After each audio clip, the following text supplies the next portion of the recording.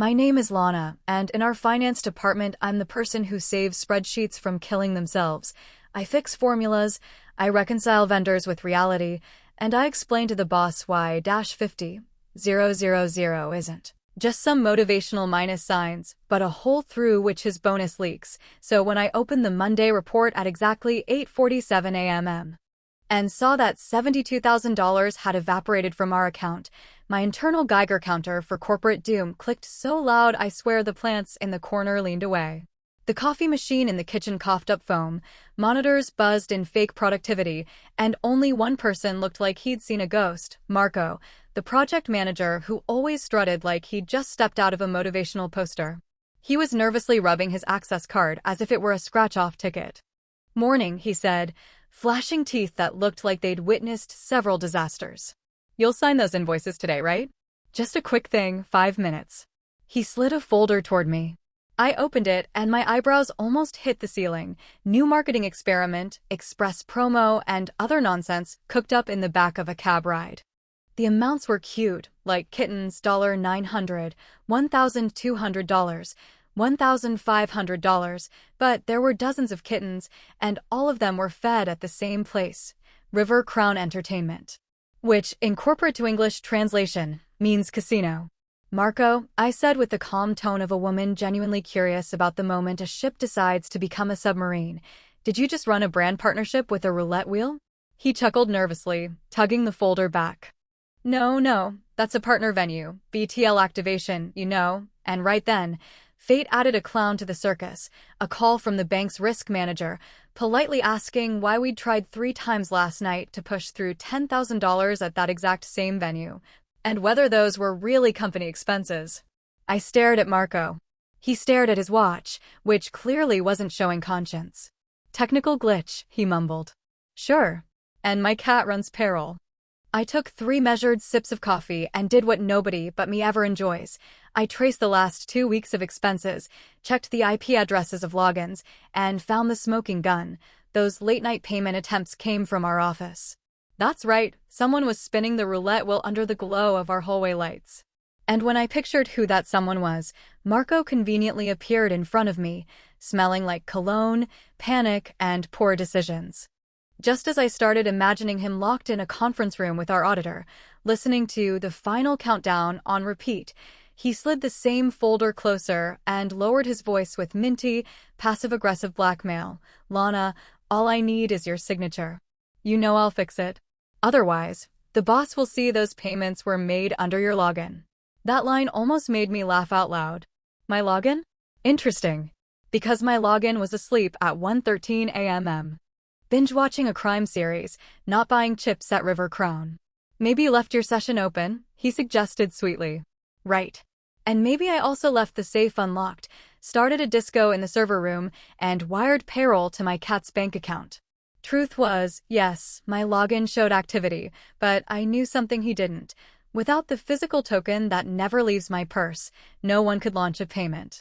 Which meant someone either spoofed my access or piggybacked credentials. And that someone was standing right in front of me. I played along, nodding as if considering his absurd, "let's fix it quietly" offer, while secretly snapping photos of every document. Within minutes, my private backup folder was filling with his marketing experiments. By 11:05, I had CRM screenshots linking River Crown Entertainment to his corporate email.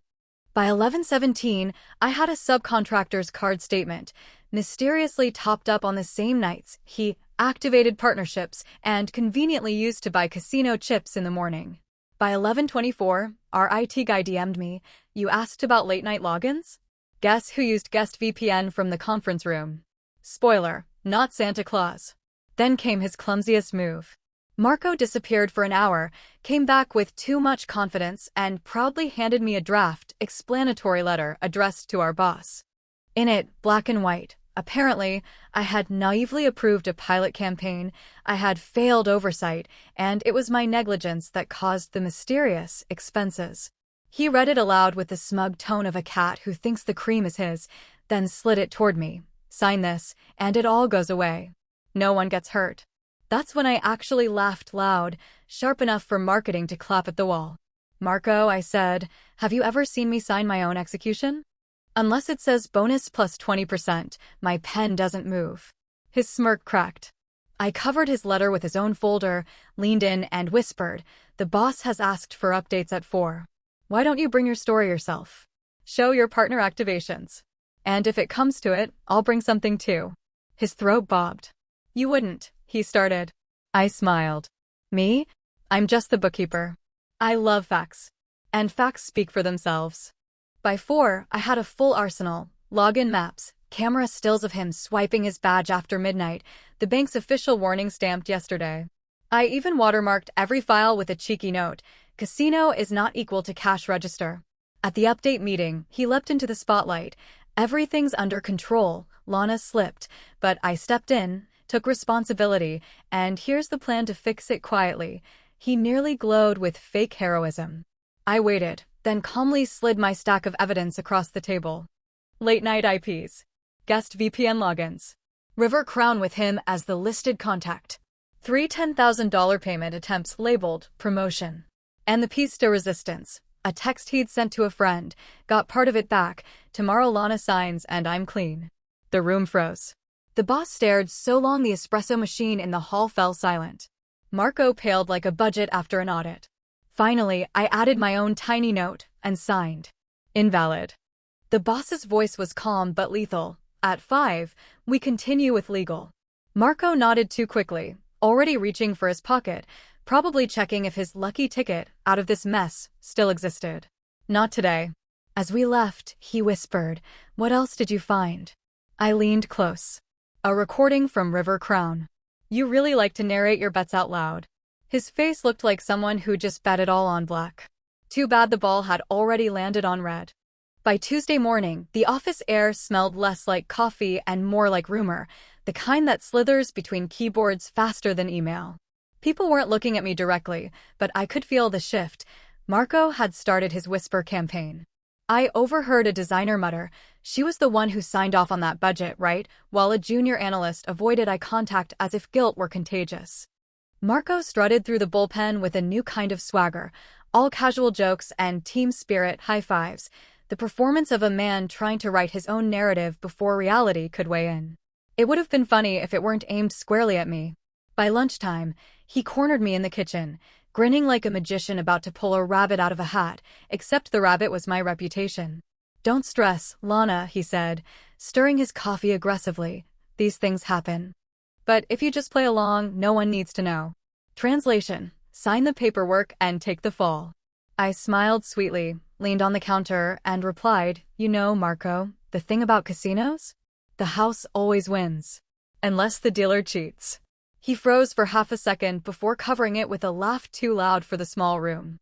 That crack told me everything. I was getting under his skin. Back at my desk, I started stitching together the threads. The CRM screenshot from yesterday showed Marco listed as the contact for River Crown Entertainment. That alone was suspicious, but then I noticed something stranger. The timestamp of the last partner activity coincided with his late-night guest VPN login. Amateur move. IT logs don't lie, even when people do. By mid-afternoon, I had a small gallery of coincidences pinned in a hidden folder, financial records with odd rounding errors, vendor invoices with addresses that traced back to the casino street, even a receipt for event catering. That was clearly a roulette table rental. The man wasn't just sloppy, he was practically leaving breadcrumbs in neon lights. But what chilled me was how carefully he was trying to attach my name to the trail. Every document he pushed had my initials penciled in. Every "oops, can you sign this?" was designed to forge a link. He wasn't just gambling with company money, he was gambling with my future. That night, unable to shake the unease, I stayed late. The office after dark feels like a haunted house, monitors glowing like phantom eyes, the hum of servers whispering secrets. I dug deeper into the transaction history, and there it was, 3 separate attempts to push through $10,000 charges in the middle of the night, all tagged to experimental marketing. My login code was stamped there, but my token had never left my bag. That meant he'd cloned it, borrowed it, or found a way in through permissions. And then I remembered, 2 weeks earlier, Marco had helpfully offered to run an update on my system while I was at lunch. At the time, I thought he was being unusually nice. Now, I realized he was installing his own backdoor. The realization burned, not just because it meant betrayal, but because it meant he'd planned this for weeks. He wasn't desperate, he was deliberate. The next morning, the pressure doubled. HR pinged me for a quick chat about performance concerns, which in corporate language means someone has been planting seeds. I walked in, smiled politely, and endured 20 minutes of vague questions. Did I understand my responsibility over expense approvals? Was I comfortable managing the marketing activations budget? I answered with calm precision, dropping enough detail to let them know I had receipts without showing my full hand. When I left, the HR rep looked uneasy, as if she'd just realized she might be playing poker against someone holding aces. Sure enough, Marco was waiting outside the HR office, pretending to scroll on his phone. He looked up, smirked, and said, "Rough morning." I tilted my head, smiled back, and answered, "Not as rough as yours will be." His smirk faltered. By Thursday, the gossip was thick enough to chew. Marco was bragging in the smoking area about how he was cleaning up after someone else's mess. People laughed nervously, not sure if they were supposed to believe him. Meanwhile, I had an entirely different conversation. The bank's fraud department called me directly. "Ms. Lane, we noticed unusual activity routed through your login credentials. Do you confirm these transactions?" My pulse spiked, but I kept my voice steady. "Absolutely not. And I have reason to believe the activity was unauthorized by me." The agent paused, then said something I didn't expect. "We flagged multiple attempts linked to an account name very similar to Marco D. Does that mean anything to you?" Oh, it meant everything. I thanked her, hung up, and stared at the wall. This wasn't just sloppy theft, it was a trail leading straight to him. That evening, I caught him making his boldest move yet. He marched into my office with a flash drive and tossed it onto my desk. "Backup of the expenses," he said, too casual. I plugged it in after he left, and sure enough, the folder was stuffed with doctored documents, same fake invoices, same fake initials, now saved with my name in the metadata. He wasn't even trying to hide the setup anymore. He thought he had me cornered. But here's the thing about gamblers: the closer they get to losing, the more reckless they become. And recklessness leaves evidence. I copied the files, saved them with fresh timestamps, and labeled the folder, "Checkmate." By Friday, I had enough to bury him 10 times over. And I planned to, because Marco thought he was pushing me into a corner. What he didn't know is that I'd already built the trap around him, and soon, the entire office would see who had really been rolling the dice. By Monday, the office had become a stage play where everyone pretended not to see the cracks in the set. Marco strutted like a lead actor, dropping phrases like damage control and staying on top of the numbers, while interns nodded as if worshipping a prophet. But behind the curtain, I was dismantling his script line by line. I started with the casino itself. One phone call, posed as a vendor inquiry, and the manager at River Crown casually confirmed what I suspected. Marco had been there almost every night the past 2 weeks. He even joked, "That guy should pay rent here."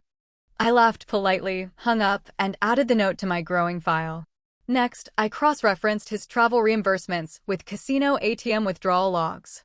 They matched perfectly. Every business dinner was followed by a suspicious cash withdrawal within half a mile of the roulette wheel. The picture was so clear, even a rookie detective could have seen it. But here's the thing: evidence means nothing if no one's willing to believe you. I needed not just proof, but spectacle, the kind that forces people to look up from their screens and say, "Oh hell." That's when I decided to set a bait. I left one innocuous spreadsheet on the shared drive labeled "Pending Reconciliation," filled with fake entries pointing to a phantom vendor called Crown Media Solutions. Within hours, Marco accessed it. IT logs confirmed he downloaded the file at 11:42 p.m. By morning, I found a printed invoice on my desk with Crown Media Solutions at the top, neatly slid under my mouse pad like a calling card. He'd taken the bait, tried to fold it into a stack of doctored documents, and didn't even realize he'd just proven he was snooping where he shouldn't. That invoice alone wouldn't save me, but it was the thread that tied the whole fabric together. Not only was he laundering expenses, he was actively tampering with files connected to my account. Still, snooping came with risk. One night, I stayed late to grab access logs from IT's server, and just as I was copying files to my encrypted drive, the office door creaked open. Marco. He froze when he saw the glow of my monitor, eyes narrowing like a gambler catching someone counting cards. Late night, he said casually, but his voice had that brittle edge of someone trying too hard to sound calm. I closed the laptop slowly, forcing my heartbeat to steady. Yeah, I replied, cleaning up the mess. His lips curved into a smile that didn't reach his eyes. Good. Keep cleaning. The boss appreciates loyalty. He lingered a moment too long, scanning the desk like he expected to see his secrets laid bare, then walked out, leaving behind the faint stench of cologne and panic. I exhaled only after the elevator dinged. I'd been close, too close. But I also knew something he didn't. I'd already duplicated the incriminating folder 3 times and hidden copies where he'd never think to look. By midweek, my file looked like a crime scene laid out for a jury. Screenshots, bank logs, audio clips from his phone calls, thank you, open plan offices and speakerphone addiction, and even a selfie he'd accidentally synced to his work cloud. The background unmistakably, the neon lights of River Crown's blackjack table. I packaged it all, built a timeline, and labeled it Marco's Greatest Hits. My humor kept me sane, but the reality was brutal. If he got to the boss first, my career could still end in flames before the truth had a chance to matter. Then came the near disaster. HR scheduled a final review meeting for Friday, clearly orchestrated by Marco. He strutted past my desk that morning with a grin wide enough to swallow the whole floor. Big day, he said. Hope you've got your story straight. I smiled back, sweet as sugar. Oh, I do. You'll love the ending. What he didn't know was that I'd already looped in the CFO with my preliminary evidence. She wasn't openly on my side yet, but when she replied to my late-night email with a single word noted, I knew she was watching. By the time Friday arrived, the trap was set. Marco thought the meeting would be my funeral, but it was shaping up to be his public unmasking. All I needed was the perfect stage, and I had it. Friday at 4 p.m. Sharp, the conference room felt more like a courtroom than a meeting space. The blinds were drawn, the boss sat at the head of the table with his coffee untouched, and HR perched nervously like jurors who already suspected blood would be spilled. Marco walked in first, chest puffed, folder clutched like a trophy. He even winked at me as I sat down, as if we were co-conspirators rather than opponents. Thank you for meeting with us, he began, his voice dripping with false sincerity. I hate to bring bad news, but I believe Lana has mishandled critical funds. I've done my best to clean it up, but unfortunately the trail leads back to her account. He slid a stack of papers across the table with theatrical flair. Here are the invoices and approvals under her login. I think you'll agree, boss, this is serious. My stomach clenched not from fear, but from how brazen his performance was. He leaned back in his chair, folding his hands like a man who thought he'd already won. The boss scanned the first few pages, his brow furrowing, then looked at me. Lana, he asked simply. That was my cue. I reached into my bag and pulled out my folder, thicker, heavier, and infinitely deadlier than Marco's flimsy prop. With respect, I said, keeping my tone calm, those documents are fabricated. And I can prove it. I slid my own set across the table, flipping open the first page, server logs from IT showing late-night VPN logins from Marco's account. Here's the access trail from the nights in question, I explained. Notice how they line up exactly with the timestamps on those so-called invoices. HR leaned forward, eyes widening as the pieces clicked. Marco scoffed. Anyone could have faked that. She probably pulled these from some test server. I ignored him, calmly pulling out the next set. CRM screenshots with River Crown Entertainment listed as a vendor, Marco's name, and corporate email attached as the contact person. This vendor doesn't exist in our system, I continued, except here. And the contact tied to it? Marco himself. Murmurs rippled through the room. The boss's face hardened. Marco's voice rose an octave. This is ridiculous. She's twisting things to cover her own mistakes. He reached for his water glass with a shaking hand. I didn't flinch. Instead, I laid down the next bomb, the bank's fraud department letter, officially noting suspicious attempts to push through $10,000 charges under my login, but flagged with metadata linking back to Marco's account. According to the bank, I said, someone used my credentials without authorization. But the attempted payments traced to an account registered under Marco's name. Care to explain that? Marco froze, his mouth opening and closing like a fish stranded on dry land. The boss set his coffee down, finally taking a long breath. Marco, he asked, voice sharp now. Marco stammered that's not, she's framing me. His face flushed crimson, his forehead slick with sweat. But I wasn't done. From the bottom of my folder, I produced the piece de resistance, a printed transcript of a text message Marco had sent to his friend, the one I'd screenshotted from his synced work account. I read it aloud, my voice steady and loud enough to fill the room, got part of it back, tomorrow Lana signs and I'm clean. Silence detonated like a bomb. HR's pen clattered onto the table. The boss leaned back slowly, eyes fixed on Marco. So, he said, his voice colder than I'd ever heard, you were trying to frame Lana? Marco sputtered, searching for words, but nothing came out except a strangled, she set me up. I leaned forward, finally allowing a smile. You're right, Marco. I did set you up. With facts. You walked right into them. The boss slammed the folder shut. Enough. Marco, collect your things. Security will escort you out. Marco shot to his feet, panic flashing in his eyes. You can't do this. I saved this company money, I was loyal. His words tumbled over each other, desperate, pathetic. Security appeared at the door, and for the first time, his swagger evaporated. He looked small, cornered, the mask ripped away. As they led him out, he twisted his head back toward me and hissed, "You'll regret this." I didn't even blink. No, Marco, I said softly, the only thing I regret is that you thought I'd fold. When the door closed, silence hung heavy until the boss turned to me. Lana, he said, his tone softer now, I owe you an apology. And maybe a promotion. HR scribbled furiously, already rewriting the narrative. I leaned back, finally letting myself breathe. The trap had snapped shut, not around me, but around the man who thought he could gamble with company money and my career. And the best part? He lost on both counts. When the door clicked shut behind Marco and the sound of his protests faded down the hallway with security at his elbows, the conference room felt like a balloon that had finally deflated.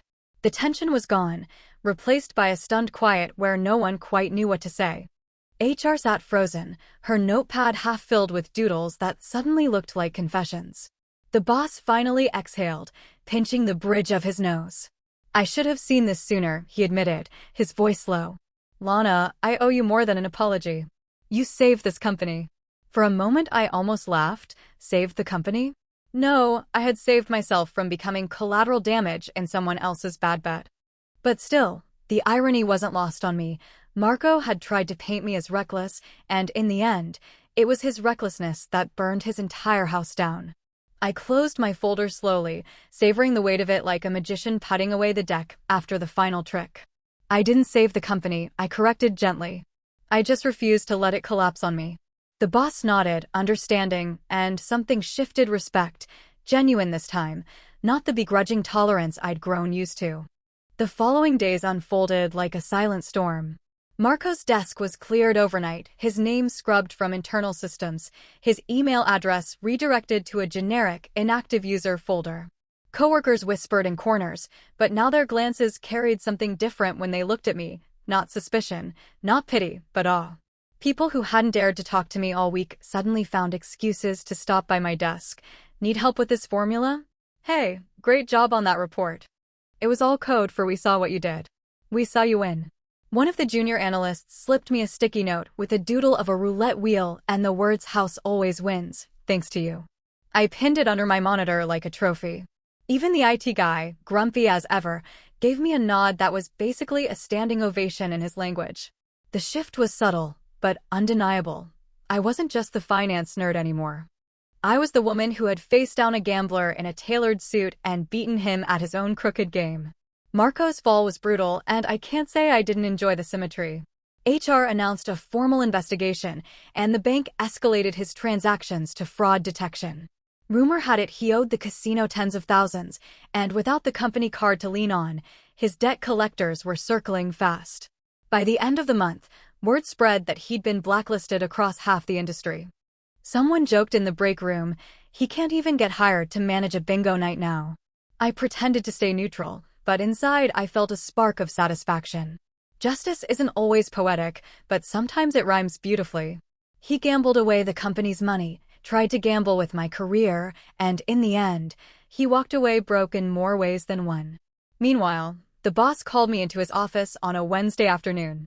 The blinds were open this time, sunlight cutting across the table where I'd once feared for my career.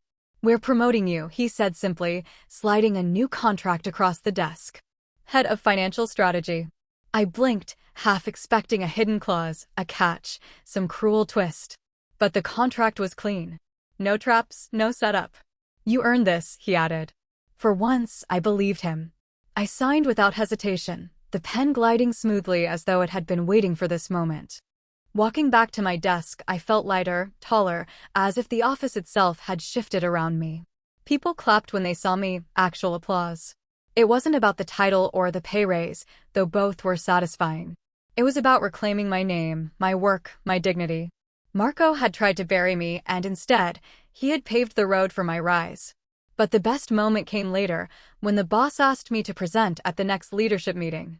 The room that had once felt like a firing squad was now mine to command. I stood at the front, clicked through slides that actually bore my name in the footer, and explained strategies that would prevent anything like this from ever happening again. I looked around at the faces, serious, attentive, respectful, and I realized this was more than revenge. This was transformation. I had gone from being invisible ink to the headline. And every person in that room knew it. Still, I didn't let the moral slip away. In the quiet of my office, I typed it out for myself. Never sign away your integrity. Never let someone else's gamble cost you everything. And if someone tries to erase your name, write it back in ink so bold they'll never forget it. It wasn't just about Marco anymore. It was about every woman, every quiet worker, every invisible strategist who's ever been told to just sign and keep quiet. I wanted my story to echo further than this office.